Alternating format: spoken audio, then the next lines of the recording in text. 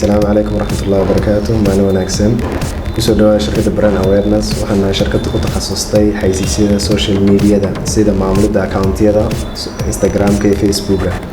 intaa waxa soo raaca sawir qaaditaan professional ah iyo sidoo kale video qaaditaan. intaas oo dhan laga shaqeynayo sidii ugu guuleysan lahayd xayeysiiska social media-da. haddaba maadaama nahay shaqadeedu ku kooban tahay internetka 80% lagama maarmo internet aad u sareeyo. waxay naga caawisay shirkadda Som Cable iyo adeegeedii fiber optic. haddaba adeegan fiber optic waxaan ka helnay oo aad ugu mahadnaqaynaa internet speed aad u sareeya. speed aan isbedbedelayn oo mar kor iyo hoos u dhacayn laakiin consistent ah oo taagan. sidoo kale customer service aad u fiican oo si fiican noola dhaqanta shirkaddu si fiican noo caawiso wixii aan uga baahano dambe. Isgaarsiinteena soo